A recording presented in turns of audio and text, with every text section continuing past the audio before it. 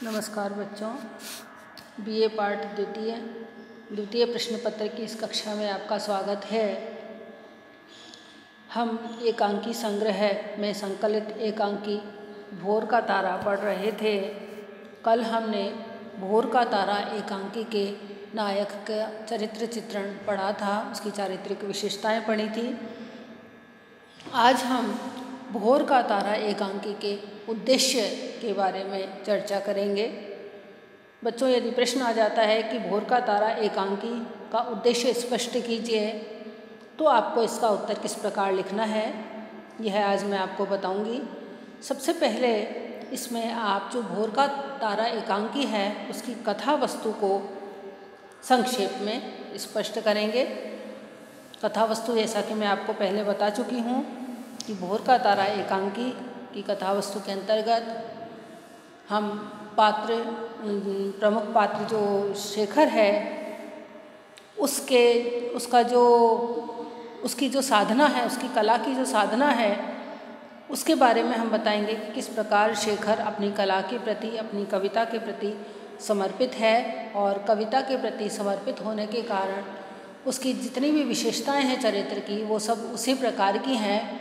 उसमें कला का जुनून है, वह सौंदर्य प्रेमी है, वह अपनी पत्नी छाया से बहुत प्रेम करता है, उससे प्रेरणा लेता है, उसकी प्रेरणा से ही बहुत ही सुंदर महाकाव्य की रचना करता है जिसका कि नाम भोर का तारा है। किंतु उसी समय उसका जो मित्र है, जो कि एक राजनीतिज्ञ है, वह मित्र आकर के जब उससे कहता है कि किस प्रकार से आज जो सारे देश है उसकी किस प्रकार से दुर्दशा हो रही है, माधव कहता है कि आज सारा पंचनद भय से काँप रहा है। एक के बाद एक गांव जल रहे हैं, हत्याएं हो रही हैं, अत्याचार हो रहा है। शीघ्र ही सारा आर्यावर्त पीड़ितों के हाहाकार से गूंजने लगेगा। शेखर, छाया, मैं तुमसे भीख मांगता हूँ, नई भीख मांगता हूँ। सम्राट स्कंदगुप्त की साम्राज्य की, देश की इस संकट में मदद करो। माधव जब उससे इस प्रकार से प्रार्थना करता है तो माधव की इस प्रार्थना के बाद शेखर में जोश आ जाता है और वह सोचता है कि इस समय मेरा कर्तव्य यही है कि मैं अब माधव के कहे अनुसार देश की जनता के अंदर जोश की भावना पैदा करूं और इसके लिए मैं इस तरह की कविता लिखूं जिससे कि उनमें जोश पैदा हो। और फिर वह अपना जो महाकाव्य, जो कि इतने परिश्रम से लिखा गया, इतनी लगन और मेहनत से लिखा गया, उस महाकाव्य को अग्नि के हवाले कर देता है और उसको आग के हवाले करने के बाद वह जनता के साथ चला जाता है और जनता के बीच में जाकर के अपनी कविता के माध्यम से इस प्रकार से जोश उत्पन्न करता है जनमानस में कि वे लोग सेना में भर्ती होने के लिए तैयार हो जाते हैं, अपने राष्ट्र के लिए बलिदान होने के लिए तैयार हो जाते हैं। उनमें एक नए जोश की भावना वह पैदा कर देता है। तो इस तरह से ये जो एकांकी है, इसमें कला और देश प्रेम का जो संघर्ष है उसको यथार्थ के धरातल पर बताया गया है। इस एकांकी का मुख्य उद्देश्य यदि हम कहें तो इस कथा वस्तु के अंदर से ही हमको मिलता है और इसकी जो मुख्य विशेषताएं हैं, या कहना चाहिए कि इस कहानी का, इस एकांकी का जो मुख्य उद्देश्य है उसको हम बिंदुवार भी लिख सकते हैं। और बिंदुवार लिखने के लिए हम सबसे पहला बिंदु जो ले सकते हैं वो ये है कि इसमें कर्तव्य पालन का संदेश दिया गया है। इसमें दो मित्र हैं, शेखर जो कि नायक है और एक उसका मित्र माधव जो कि राजनीतिज्ञ है। दोनों ही अपने अपने कर्तव्य पालन में पूरी तरह से दृढ़ प्रतिज्ञ हैं। हमको लगता है कि शेखर ने अपने कर्तव्य पालन करते हुए अपना जो महाकाव्य है उसको आग के हवाले करके और देश प्रेम का संचार करने के लिए ऐसी कविता की रचना की कि जनता में जोश पैदा हुआ। इससे उसका जो कर्तव्य पालन है वह पता पड़ता है और उसके माध्यम से यह भी बताया गया है कि जिस तरह से जो सूर्य है वो परिभ्रमण करके हमेशा जो प्रभात जब होता है तो वो अंधकार को का विनाश करके अपने कर्तव्य का पालन करता है। संसार में प्रकाश फैलाना उसका अपना कर्तव्य है। उसी तरह से जो शेखर है वह भी जनता को आत्म बलिदान की प्रेरणा देता है, शहीद होने की प्रेरणा देता है और स्वयं भी कर्तव्य पालन करते हुए अपने महाकाव्य को छोड़ करके साम्राज्य की रक्षा करने के लिए उद्यत हो जाता है और अपनी कविता के माध्यम से कर्तव्य निष्ठा की प्रेरणा देता है। तो शेखर का तो हमको स्पष्ट पता पड़ता है, लेकिन यहाँ पर हम माधव को भी देखते हैं। माधव जो कि एक राजनीतिज्ञ है, यद्यपि शेखर में और माधव में यह बात प्रारंभ में वार्तालाप होता है कि एक जो कवि है और उसमें और राजनीतिज्ञ में क्या अंतर है। तो जो शेखर है वह कहता है कि राजनीतिज्ञ कभी समस्याओं को सुलझाते नहीं हैं, बल्कि वो समस्याओं को सुलझाने का अभिनय करते हैं, और जो कवि होता है वह समस्या को सुलझाता है। तो माधव कहता है कि नहीं, कवि समस्या को सुलझाता नहीं है, बल्कि वह सब में सौंदर्य देखता है, इसलिए वह समस्या को भूल जाने में विश्वास करता है। पहले वार्तालाप में यह बात है, लेकिन अंत तक आते आते हम देखते हैं कि जहाँ एक ओर शेखर अपने कर्तव्य का पालन बखूबी करता है, वहीं दूसरी ओर माधव भी उसके पास इस तरह की विनती लेकर के आता है कि राजनीतिज्ञ होने के कारण उसे अपने राष्ट्र के प्रति चिंता है, उसे अपने राष्ट्र के प्रति कर्तव्य का भान है, तभी तो वह शेखर से और छाया से यह याचना करता है कि तुम देश की रक्षा के लिए आगे आओ। तो यहाँ पर हमको कर्तव्य पालन की जो भावना है उसका संदेश इस एकांकी में देखने को मिलता है। इसी तरह से हमको देश प्रेम की जो भावना है वह भी इस एकांकी के माध्यम से देखने को मिलती है।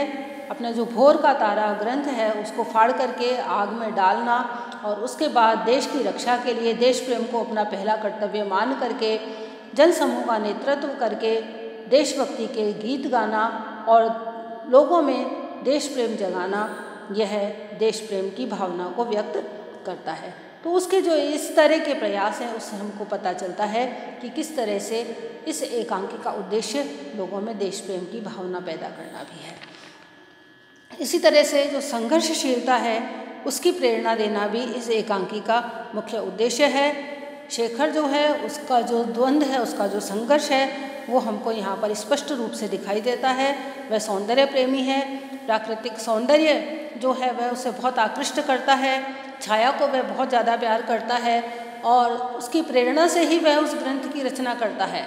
छाया को इस बात का डर भी लगता है कि यह ग्रंथ कहीं खो ना जाए, कहीं इसे कोई चुरा ना ले। उसका भी उसके प्रति बहुत मोह है, उस ग्रंथ के प्रति, और वह छाया से बहुत प्रेम करता है। इसके बावजूद जब उसके सामने देश प्रेम की भावना आती है, अपने कर्तव्य पालन की भावना आती है, तो उसके मन में बहुत संघर्ष पैदा होता है और इस संघर्ष के बाद वह जो निर्णय लेता है वह निर्णय यह लेता है कि अपने ग्रंथ को आग में डाल करके जनता को त्याग बलिदान की प्रेरणा देता है। वो जन समूह का नेतृत्व करता है और संघर्ष करने के लिए लोगों को उद्यत करता है, शत्रुओं का सामना करने के लिए लोगों में इस तरह की का जोश पैदा करता है अपनी कविता के माध्यम से। तो जिस तरह से जो प्रभात का सूर्य होता है अंधकार से संघर्ष करता है और उसको समाप्त करके नया आलोक फैलाता है, उसी तरह से शेखर जो है वह भी अपना जो कला का और कर्तव्य का जो द्वंद्व है उस द्वंद्व में से अपने कर्तव्य को प्राथमिकता देता है, अपने कर्तव्य को वह बड़ा मानता है और स्वयं आगे बढ़ कर के संघर्षशील बन कर के जनता को शहादत की प्रेरणा देता है। इसी तरह से हम इस एकांकी के उद्देश्य में यह भी ले सकते हैं कि समाज के सामने एक तरह से नया जो समाज के लिए एक नया प्रकाश इसके माध्यम से दिया गया है, एक नया आलोक दिया गया है। क्या आलोक दिया गया है कि भोर का तारा और प्रभात का सूर्य, जो इस एकांकी की जो अंतिम पंक्ति है वो अंतिम पंक्ति इस बात को स्पष्ट करती है कि कलाकार को किस तरह का होना चाहिए। प्रभात का जो सूर्य है वो जिस प्रकार से सारे संसार को नया प्रकाश और नई चेतना प्रदान करता है, सारी कालिमा को नष्ट कर देता है और अपने आलोक से पूरे सृष्टि को चेतन कर देता है, उसी तरह से जो शेखर है वह भी भोर का तारा तो पहले था, लेकिन अब वह पूरी तरह से प्रभात बन जाता है। और जब वह छाया कहती है, जैसे ही वह महाकाव्य को आग में डालता है, छाया गिर पड़ती है और शेखर लपटों की तरफ देखता है, फिर कभी छाया की ओर देखता है और एक सूखी हंसी के बाद बाहर चल देता है। कोलाहल कम होने के कारण उसके पैरों की आवाज़ थोड़ी देर तक सुनाई देती है और फिर छाया जो है वह बहुत ही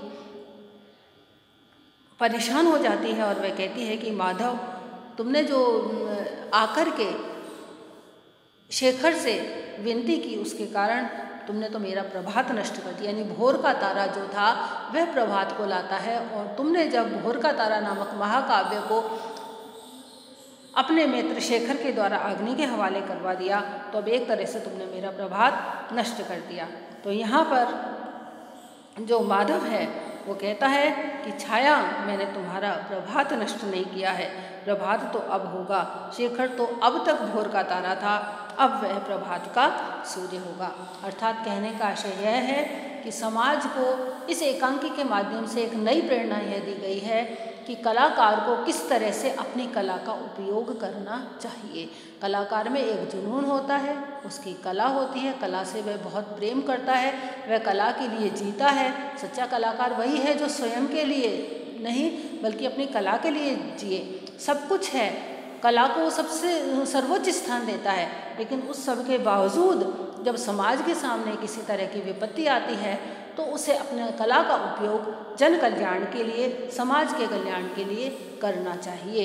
यह इस एकांकी के माध्यम से बताया गया है। इस एकांकी के माध्यम से लेखक ने, जगदीश चंद्र माथुर ने इस एकांकी के माध्यम से यह संदेश देने का प्रयास किया है कि कला और कर्तव्य, कला और देश प्रेम, इन सब में, इनमें जब भी संघर्ष हो तो कला को अपने कर्तव्य का पालन करना चाहिए और कला की उपयोगिता उसी में है जबकि वह देश का हित, समाज का हित कर सके।